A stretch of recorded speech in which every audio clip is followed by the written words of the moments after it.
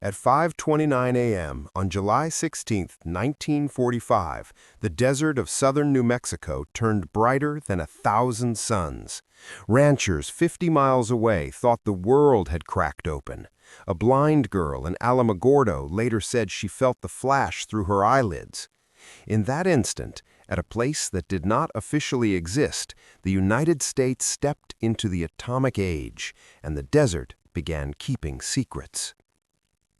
The place was called the Jornada del Muerto, the Journey of the Dead Man, a stark basin between the San Andres and Oscura Mountains. To the Army Corps of Engineers, it was simply part of a vast military reservation. To the scientists of the Manhattan Project, it was Trinity. To history, it would become the first atomic test site on Earth. In the years that followed, America would scatter atomic fire across deserts and atolls, from New Mexico to Nevada, from the Pacific's turquoise lagoons to the Aleutian wind. Some of these sites became famous, many remained obscure, their stories buried beneath sand, sagebrush, and silence. Yet their unseen legacy lingers in soil and bone, in downwind towns and Cold War strategy rooms, in legal battles and whispered family histories. This is the story of those hidden geographies. Long before the flash at Trinity, the desert had already been recruited into war. In 1942, as German armies rolled across Europe and Japanese forces advanced in the Pacific, the United States raced to harness nuclear fission. The Manhattan Project, led by General Leslie Groves and physicist J. Robert Oppenheimer, assembled the greatest concentration of scientific talent in history. Oppenheimer chose a remote mesa near Santa Fe for a secret laboratory, Los Alamos. But designing a bomb in chalk-dusted classrooms was one thing. Proving it would work was another. By early 1945, scientists had devised two radically different weapons. The uranium gun-type bomb, Little Boy, was considered almost certain to function. The plutonium implosion device, nicknamed the Gadget, was far more complex. It required symmetrical explosive lenses to compress a plutonium core to supercritical density in a fraction of a second. Failure was a real possibility. So was something worse, a partial detonation that would scatter radioactive material across New Mexico without achieving a nuclear yield. The Trinity test was a gamble with physics and with the land. The tower rose 100 feet above the desert floor. Scientists in bunkers miles away argued over predicted yield. Would it be equivalent to 300 tons of TNT? 5,000? Some feared it might ignite the atmosphere, though calculations suggested otherwise. At 5:29:45 a.m., the bomb detonated. Witnesses described a violet-blue flash that turned night to day.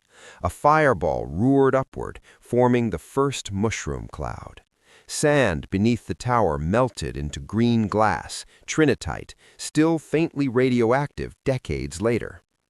The shockwave shattered windows in distant towns. A rancher named Mac Brazel rode out to investigate and found strange green fragments scattered across his pasture. The Army issued a bland press release claiming an ammunition dump had exploded. Few suspected the truth. Yet downwind communities, Tularosa, Carrizozo, Socorro, experienced something they could not name. Ash falling like snow, livestock falling ill, children developing unusual cancers years later. The term downwinder had not yet been coined, but the pattern had begun. Trinity was only the beginning. After Hiroshima and Nagasaki, the world entered an uneasy peace defined by atomic rivalry. In 1946, the United States sought a more dramatic stage for its nuclear theater, the Pacific Proving Grounds. At Bikini Atoll in the Marshall Islands, a coral-ringed lagoon became the site of Operation Crossroads. The name suggested testing pathways. In truth, it marked a crossroads for humanity. Bikini's 1,670 residents were summoned by American officials and asked to temporarily relocate for the good of mankind. Many believed they would soon return. Instead, their homeland would be cratered, irradiated, and rendered unsafe for generations. 2 bombs were detonated at Bikini in 1946, Able, an airburst, and Baker, an underwater explosion that sent a column of radioactive spray skyward. Navy ships, some captured from Japan and Germany, were anchored as targets. Observers expected spectacle. They got contamination. Sailors boarded the vessels afterward and encountered invisible hazards clinging to hulls and decks. Decontamination proved nearly impossible. The Pacific tests continued through the 1950s, culminating in 1954 with Castle Bravo, a thermonuclear device at Bikini that yielded far more than predicted. The explosion vaporized part of the atoll and spread radioactive fallout across thousands of square miles. Marshallese communities downwind were exposed to snow that burned their skin. A Japanese fishing vessel, the Lucky Dragon No. 5, was caught in the fallout plume, igniting international outrage. But while the Pacific atolls captured headlines, a quieter saga unfolded back on the American mainland. In 1951, the United States established the Nevada Test Site, now known as the Nevada National Security Site, about 65 miles northwest of Las Vegas. Over the next 4 decades, more than 900 nuclear tests would be conducted there, above and below ground. For a time, atomic blasts became a kind of public spectacle. Las Vegas hotels hosted dawn bomb parties. Tourists sipped cocktails as mushroom clouds bloomed on the horizon. The desert around Yucca Flat and Frenchman Flat was carved with craters and riddled with tunnels. Atmospheric tests in the 1950s lofted radioactive material across Utah, Idaho, and beyond. Sheep in southern Utah developed strange illnesses. Ranchers noticed deformities in lambs. Communities such as St. George would later be identified as heavily exposed. Actors filming the movie The Conqueror near St. George in 1954 were among those who later developed cancer at alarming rates, including John Wayne. At the time, federal assurances downplayed risk. Radiation, officials suggested, was manageable. The Cold War demanded readiness. The Soviet Union had detonated its first atomic bomb in 1949. By 1953, it had tested a hydrogen bomb. The arms race accelerated, and the Nevada desert became its proving ground. In 1962, the United States conducted a high-altitude nuclear test called Starfish Prime, detonated 250 miles above the Pacific near Johnston Atoll. The explosion created artificial auroras visible in Hawaii and knocked out streetlights and communications systems. It also produced an electromagnetic pulse, EMP, that revealed a new dimension of nuclear warfare. The sky itself could be weaponized. Meanwhile, beneath Nevada's surface, engineers drilled shafts thousands of feet deep for underground tests. These were meant to contain fallout. Most did, but not all. Ventings released radioactive gases into the atmosphere. Workers in protective suits scrambled to contain invisible plumes. Communities downwind began to connect patterns. Thyroid cancers spiked. Leukemia cases multiplied. Mothers in Utah and Nevada compared stories of lost children. In the 1970s and 1980s, activists pressed for acknowledgement. The term downwinder entered the American lexicon. In 1990, Congress passed the Radiation Exposure Compensation Act, or RECA, offering limited payments to certain affected individuals. It was an admission, partial and belated, that the desert's whisper carried consequences. Yet many claims were denied, and debates over eligibility continue.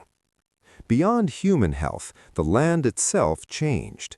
Craters like Sedan, created by a 1962 test intended to explore peaceful nuclear excavation, remain visible from space. The blast displaced 12 million tons of Earth, leaving a gash 1,280 feet wide and 320 feet deep.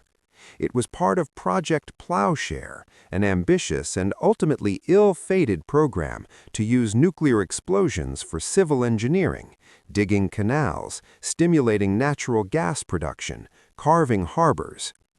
One Plowshare experiment in Colorado, Project Rulison, attempted to free natural gas by detonating a nuclear device underground.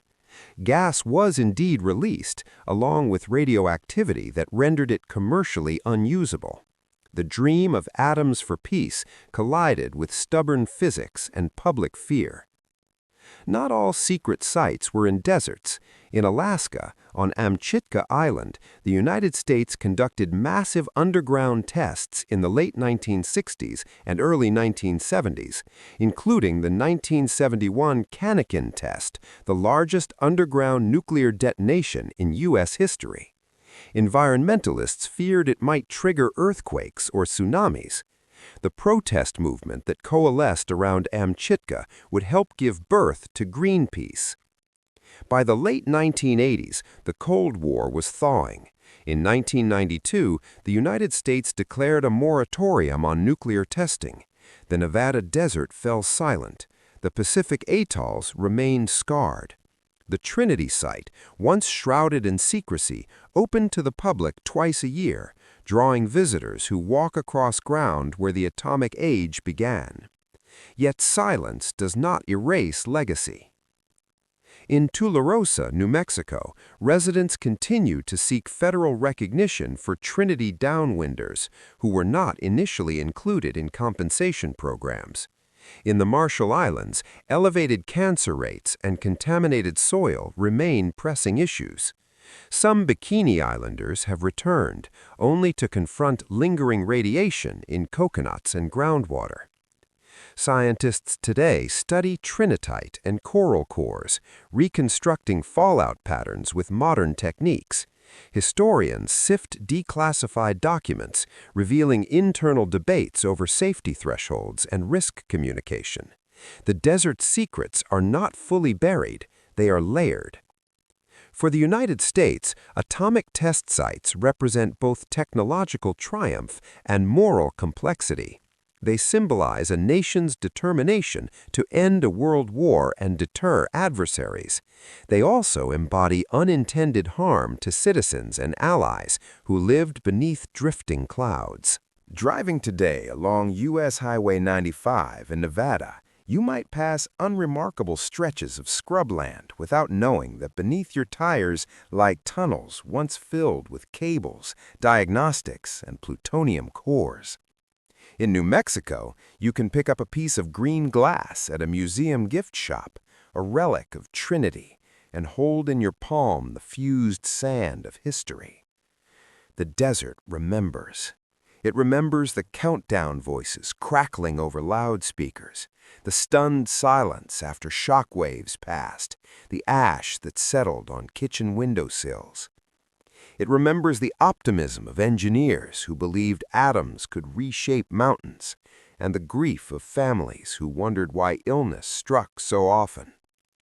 America's atomic test sites are not merely coordinates on a map. They are landscapes of ambition and aftermath, of secrecy and revelation. They are places where science leapt forward and where consequences lagged behind, sometimes by decades. At dawn on certain mornings in southern New Mexico, when the light turns the Jornada del Muerto pale gold, it is possible to imagine that nothing ever happened there. The desert stretches wide and empty. Yet beneath that quiet lies a story that reshaped the world, a story written in fire, etched in sand, and still unfolding in the lives of those who call these hidden geographies home. In the decades after the last mushroom cloud rose over American soil, a strange inversion occurred. The places once erased from maps began to reappear, not as active proving grounds, but as historical sites, ecological laboratories, and legal battlegrounds. The secrecy that had defined them slowly thinned, replaced by archival boxes, oral histories, and the quiet persistence of families who refused to let memory dissipate like fallout on the wind. At Trinity, the ground zero marker stands in austere simplicity, a black obelisk of lava rock capped with a plaque. Twice a year, buses roll through White Sands Missile Range, carrying visitors who wait patiently in the desert sun. Some come out of curiosity. Others come because their grandparents lived downwind. They kneel, touch the fence, and scan the horizon where the tower once stood. Radiation levels are considered low, and brief visits are deemed safe, but the symbolism is heavier than any Geiger counter reading.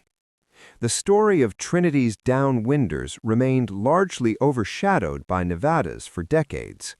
In the 1950s, when atmospheric tests at the Nevada test site lofted radioactive iodine-131 into the sky, dairy cows grazing on contaminated grass produced milk that carried isotopes into children's thyroid glands.